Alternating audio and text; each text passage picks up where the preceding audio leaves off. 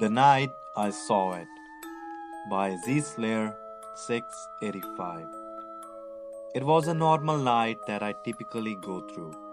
I was walking home casually from a night with my beloved. I was on video call with her while my flashlight was up on my phone. Of course, she couldn't see me because the flash cannot be used if the camera is in use, which doesn't make any sense to me because isn't it the same thing when you take a picture with the flash?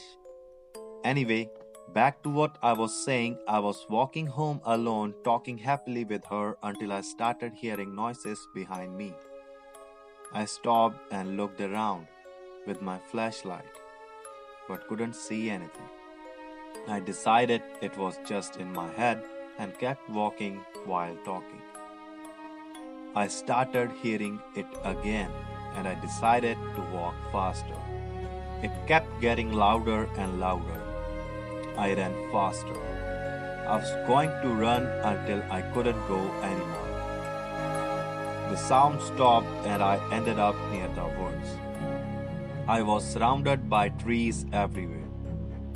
The sound was no more, and my girlfriend was panicking at this point about what was going on.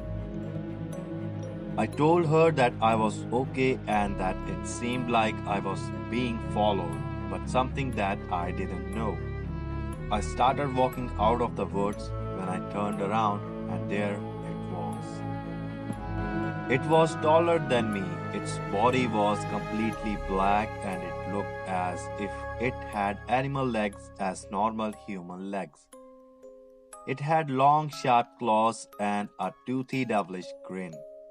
Its eyes glowed red and smoke came out from its nose. It had sharp horns on top of its head and it began to reach for me. I bolted out of there and ran as fast as I could. I dropped my phone along the way trying to escape. I could hear it grunting and chasing me. I heard the laughter that the demon had upon him. I ran as fast as I could. I ran up the steep hill as if it wasn't there to get to my house. Once I made it to my house, I locked the doors. All the windows were closed shut and locked. I pulled down the blinds. I covered them with curtains. Thankfully, my siblings were already in the bed, so they didn't know. My parents were at work at this time, so I couldn't tell them anything in fear of getting yelled at. I decided that next morning I would go and get my phone back. I barely slept that night, and as soon as I saw the sun up, I left again. As I was retracing my steps and having a pocket knife with me this time, I came upon those woods again. I walked in hesitantly and saw it. It looked like some sort of campsite, but there were bones hanging on lines and weird-looking dolls built and nailed to the trees. I kept walking and looking at those dolls when suddenly I saw two that looked like me and my beloved. Yet the doll that looked like my girlfriend had red liquid on it. I touched it and realized it was blood.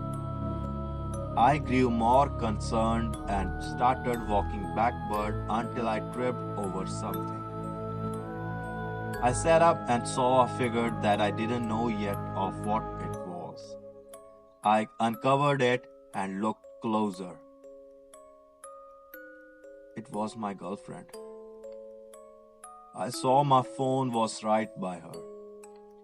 I quickly grabbed it and got up with tears rolling down my face, not just from seeing my girlfriend dead, but from the fear and sickness that has overcome me. I tried to run out of those woods as quickly as possible and didn't look back until I was out. When I was out, I looked back and saw that creature again, but this time it was staring at me and pointing without moving. I ran away from there as fast as I could back to my house. I dried my tears and told myself to never ever speak of this again.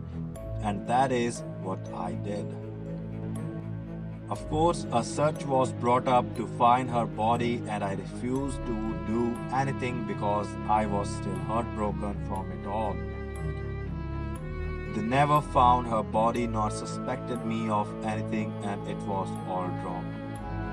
I got up one day for the first time in a long time and looked in the mirror and saw how bad I looked.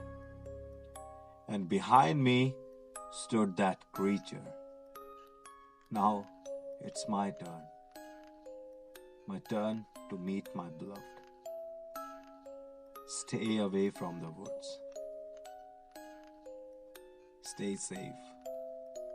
Bye bye.